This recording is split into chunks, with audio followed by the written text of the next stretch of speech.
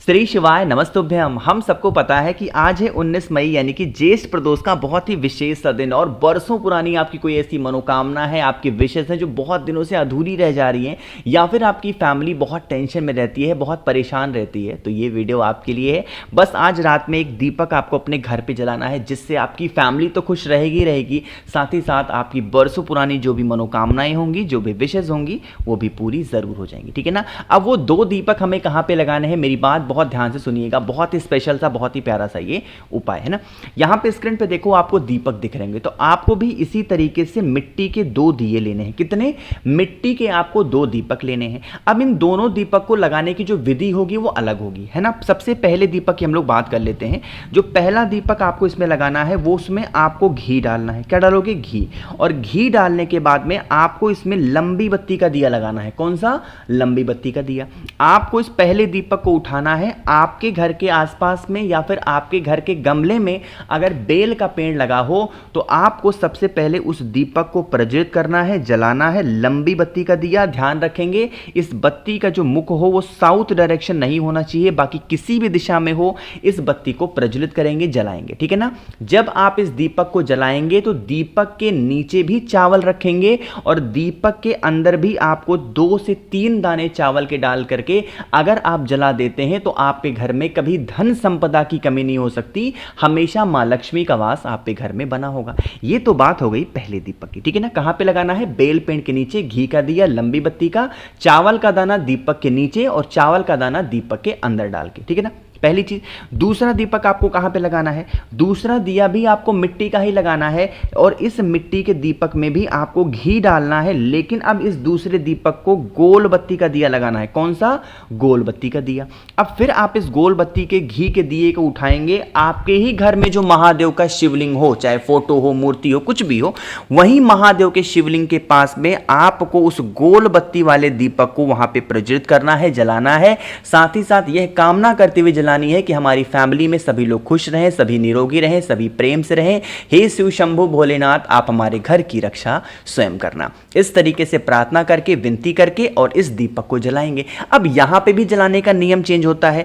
हमने जब बेल पेड़ के नीचे दीपक को लगाया था तो दीपक के नीचे चावल डाला था और दीपक के अंदर चावल डाला था, लेकिन जब वही दीपक हम महादेव के शिवलिंग के पास लगा रहे हैं तो दीपक के नीचे आपको काला तिल डालना है और अपने परिवार का नाम और गोत्र बोल के एक चुटकी काला तिल इसके अंदर अगर आप डाल देते हैं तो आपकी बरसों पुरानी जो भी मनोकामनाएं होंगी वो तो पूरी होंगी। साथ ही साथ आपकी फैमिली में अगर कोई भी व्यक्ति को बहुत ज्यादा कष्ट है, प्रॉब्लम है, तो उस समस्या से भी वो इंसान को फायदा जरूर मिलेगा। ठीक। तो यहां पे हम लोगों ने बात कर ली है अपने पहले उपाय की। आगे बढ़ते हैं अब इस वीडियो के हम लोग अपने दूसरे उपाय की तरफ। बहुत स्पेशल सा है, बहुत प्यारा सा उपाय है, समझने की कोशिश करिएगा। यह उपाय होता है क्रोध को खत्म करने के लिए ना। आज के टाइम पे एक ही प्रॉब्लम चल रही है और वो होती है हस्बैंड और वाइफ को लेके। भैया मेरे पति हैं, मेरी बात नहीं सुनते हैं, भैया मेरे हस्बैंड हैं, चिल्लाते हैं, मारते हैं, पीटते हैं। ऐसी कंडीशन अगर आपके घर में है, मार्केट जाओ, वहां से एक पान का पत्ता खरीद के लेके आओ। ठीक है ना। पान का पत्ता जब लेके आना तो इसका जो ये ऐसे देखो पूंछ जैसा निकला होता है, इसको हल्का सा तोड़ देना और इसकी जो डंठल होती है उस डंठल को भी तोड़ देना। ठीक है ना। तोड़ने के बाद में आपको इस पान के पत्ते पे 2 बिंदियां लगानी है। कितनी बिंदी लगाओगे? 2 बिंदी।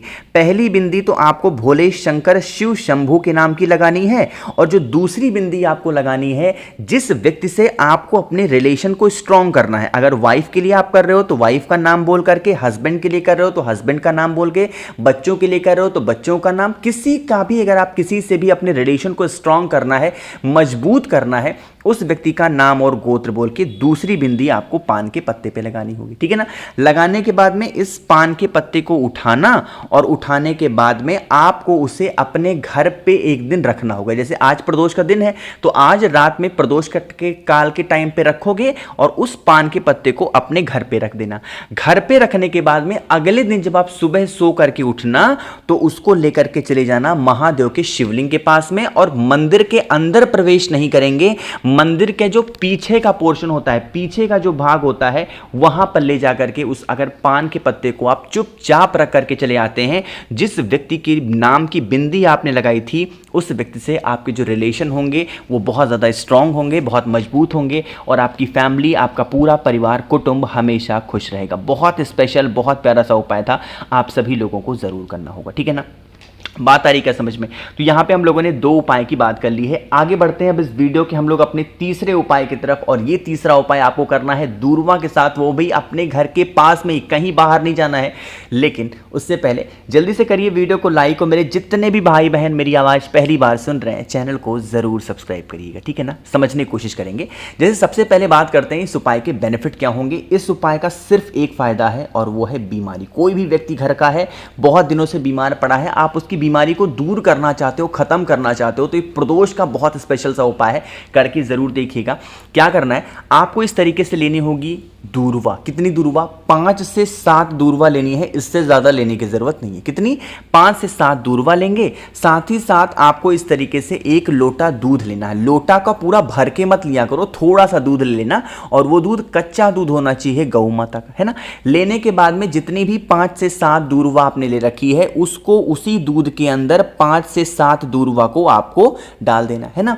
डालने के बाद में इस लोटे को उठाएंगे, और आपके घर के आसपास में चाहे तो वट वृक्ष हो, चाहे तो पीपल का पेड़ हो, दोनों पेड़ों में से किसी भी एक पेड़ के नीचे जाएंगे, और वहां पर जो भी व्यक्ति बीमार पड़ा है उस व्यक्ति का नाम और गोत्र बोल करके शाम के टाइम पे प्रदोष काल में अगर आपने समर्पित कर दिया, तो जो भी व्यक्ति बरसों से बीमार पड़ा है उसकी बीमारियां हमेशा के लिए खत्म हो जाएंगी, और आपको पता भी नहीं चलेगा। हमेशा नहीं करना इस उपाय को, सिर्फ और सिर्फ प्रदोष के दिन या फिर शनिवार के दिन इस उपाय को किया जाता है, जिससे आप उस व्यक्ति की जो भी बीमारियां हैं उसे बहुत इजी और बहुत आसानी से खत्म कर सकते हो, ठीक है ना। करके देखिएगा, भूलना किसी को भी नहीं है, हर व्यक्ति को इस उपाय को जरूर करना होगा। 3 उपाय की हमने बात कर ली है। आगे बढ़ते हैं बस वीडियो के हम लोग सबसे आखिरी और बहुत ही छोटे से उपाय की, जो कि बहुत प्यारा सा है और बहुत सुंदर सा है ना। यह उपाय आपको बता दूं कि 10 बार जल चढ़ाने वाला है। एक ही लोटे से 10 बार जल चढ़ाना है। तरीका समझिएगा। उसके लिए आपको लेना होगा 1 बेलपत्र, बहुत ही प्यारा सा सुंदर सा, बरसों पुरानी मनोकामना होगी ना, सिर्फ इस उपाय को एक बार करके देखिएगा, अगली प्रदोष आते आते आपकी बरसों पुरानी वो सारी मनोकामना पूरी जरूर हो जाएगी, ठीक है ना। 1 बेलपत्र ले लिया, फिर आपको 1 ही लोटा लेना है तांबे का, और उसमें जल भरना, अपने घर से पूरा भर लेना जल को, ठीक है ना। और उसके बाद में पहुंच जाना महादेव के शिवलिंग के पास में। जो आपको मैंने 1 बेलपत्र दिखाई है, उस 1 बेलपत्र को महादेव की सबसे प्रिय पुत्री माता अशोक सुंदरी के स्थान पे उस 1 बेलपत्र को रखना होगा, ठीक है ना। बेलपत्र को जब आप यहां पे रख रहे हो, तो आपको इसी टाइम पे अपनी मनोकामना, जो भी आपके जीवन के कष्ट हैं, प्रॉब्लम है, देखो एक बात आपको बता दूं, जो कष्ट होते हैं ना, लोग सोचते हैं कि कष्ट हमारे जीवन में होता है सिर्फ मनोकामना को लेके। मैं बार बार बता चुका हूं, कष्ट सिर्फ एक ही प्रकार के नहीं होते। किसी को धन को लेके कष्ट है, किसी को व्यापार को लेके कष्ट है, कोई अपने बच्चों को लेके परेशान है, कोई अपनी पत्नी पति को लेके परेशान है, ऐसे भी कष्ट होते हैं। तो उन्हीं कष्टों का ध्यान करते हुए आपको क्या करना होगा, उसी बेलपत्र के ऊपर जल चढ़ाना है। तरीका समझिएगा। जो जल आपके पास में है उसको 7 बार में, एक ही बार में मत चढ़ा देना, थोड़ा थोड़ा करके 7 बार में आपको इसी बेलपत्र के ऊपर उस जल को समर्पित करना। 7 बार चढ़ाने के बाद में थोड़ा सा जल अपने कलश में बचा लेना, और उसी बचे हुए जल से आपको 3 बार में जल महादेव के शिवलिंग के ऊपर समर्पित कर दीजिएगा। जो भी व्यक्ति प्रदोष में इस उपाय को कर लेता है, प्रदोष काल में पूरे नियम और विधि विधान के साथ में उसकी बरसों पुरानी सारी मनोकामना पूरी जरूर हो जाती है। इस उपाय के लिए चाहो तो मंदिर में कर सकते हो, चाहो तो घर पे करो, लेकिन करना है शाम के टाइम पे प्रदोष काल में। जितना भी लोटा जल में आपने भर रखा था, उस कलश का जो जल होगा वो 7 बार में समर्पित करेंगे इसी बेलपत्र के ऊपर 7 टाइम्स, और थोड़ा सा जल बचा करके 3 बार जल महादेव के शिवलिंग के ऊपर। बहुत ही नया सा प्यारा सा उपाय था, आप सभी को जरूर करना चाहिए। मैंने कोशिश की आप सभी को बहुत ही विस्तार से अच्छे से समझाने की। वीडियो पसंद आई हो आपको तो वीडियो को लाइक जरूर करिएगा। कुछ पूछना है, नहीं समझ में, नीचे कमेंट सेक्शन में पूछें। मेरे जितने भी भाई बहन मेरी आवाज़ पहली बार सुन रहे हैं, चैनल को सब्सक्राइब करिएगा। और हाँ, अगर आपको मुझसे बातें करनी है तो आप हमें इंस्टाग्राम या फेसबुक पे फॉलो कर सकते हैं। उसके लिए आपको सर्च करना होगा द नेचुरल प्लैनेट 108, वहाँ पे हम लोग बहुत सारी बातें करेंगे। श्री शिवाय नमस्तुभ्यं।